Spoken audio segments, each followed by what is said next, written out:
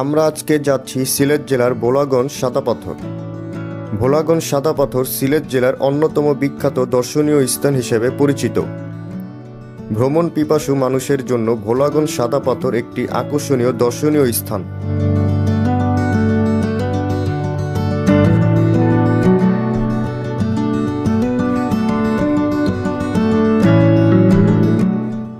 সিলেট জেলার ভারত সীমান্তবর্তী কোম্পানীগঞ্জ উপজেলায় অবস্থিত এই ভোলাগঞ্জ সাদা পাথর।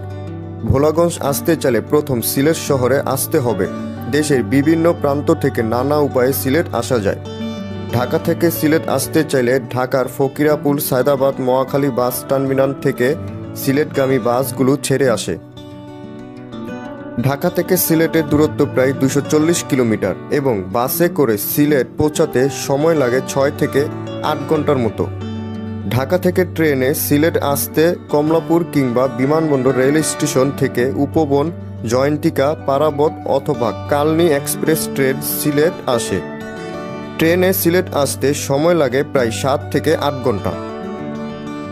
আর ঢাকা হতে আকাশপথে সিলেট আসতে হযরত শাহজালাল আন্তর্জাতিক বিমানবন্দর থেকে বিমান বাংলাদেশ এয়ারলাইন্স, নব এয়ার এবং ইউএস বাংলা এয়ারে সিলেট আসতে পারেন।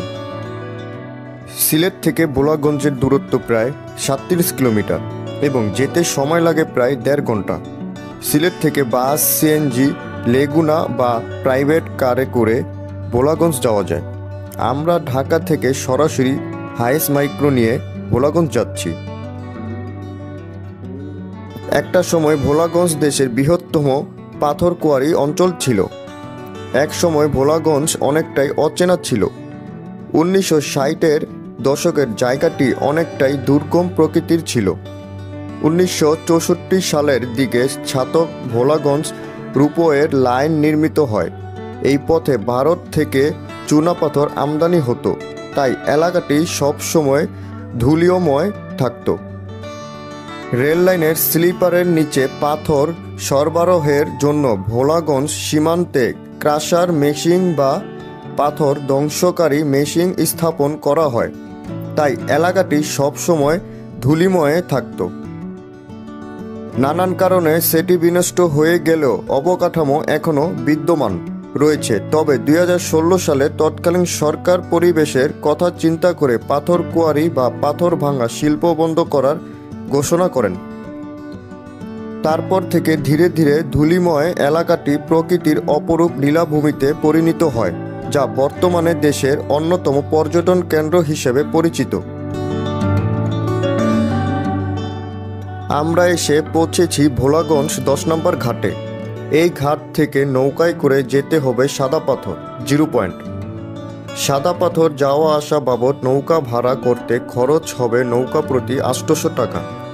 প্রতিটি নৌকা সর্বোচ্চ 8 জন করে যাওয়া যাবে। 10 নম্বর ঘাট থেকে টিকিট কেটে নৌকায় উঠতে হবে।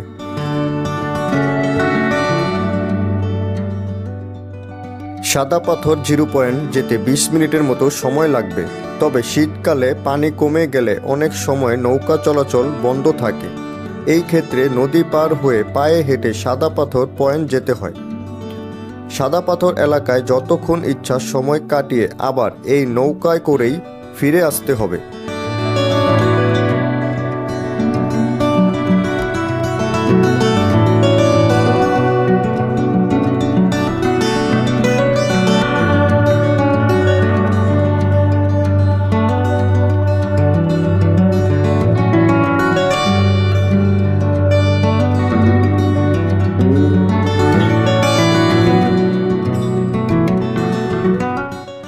নৌকা থেকে নেমে প্রায় 5 মিনিট হেঁটে পৌঁছাতে হবে স্বপ্নীল সৌন্দর্যের স্বর্গভূমি ভোলাগঞ্জ 0 পয়েন্ট।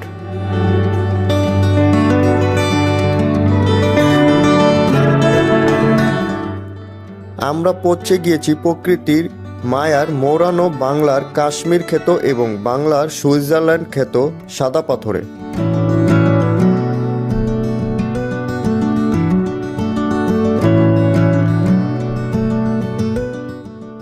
ভারতের মেঘালয় রাজ্যের খাসিয়া জৈন্তা পাহাড় থেকে ধোলাই নদের পানির সাথে প্রচুর পাথর নেমে আসে। নদের উৎস মুখে পাথর পরিবেষ্টিত জায়গাটুকু ভোলাগঞ্জ জিরো পয়েন্ট বা সাদা পাথর নামে পরিচিত। এই প্রান্তে এটি বাংলাদেশের শেষ সীমানা, তাই এইখানটাকে জিরো পয়েন্ট বলা হয়। আর এইখানকার পাথরগুলোর বেশিরভাগই রং সাদা, তাই এই জায়গাটা সাদা পাথর নামে পরিচিত। ধলাই নদের মনোলোভা রূপ, স্বচ্ছ নীল জল, সাদা পাথর আর পাহাড়ের সবুজ মিলে মিশে যেন একাকার। দূরের পাহাড়গুলোর উপর মেঘের ছড়াছড়ি, সাথে একটা দুটা ঝর্ণা গড়িয়ে পড়া, এই সব কিছু মিলে সাদা পাথর যেন স্বপ্নরাজ্য।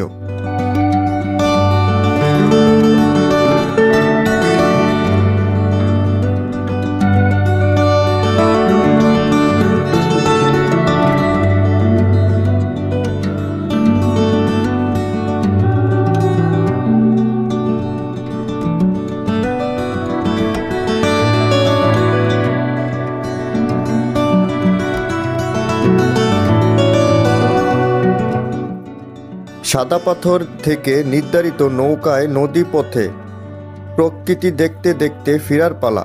ভোলাগঞ্জ থেকে ছাতক পর্যন্ত প্রায় 11 কিলোমিটার দীর্ঘ রূপওয়ের, যা 1994 সাল পর্যন্ত ব্যবহৃত হতো। বর্তমানে রূপওয়ের টাওয়ারগুলোর স্মৃতিচিহ্ন বয়ে বেড়াচ্ছে। আমরা আড্ডা, আনন্দ আর গতির প্রতিযোগিতা করতে করতে ফিরছি ভোলাগঞ্জ 10 নম্বর ঘাটে।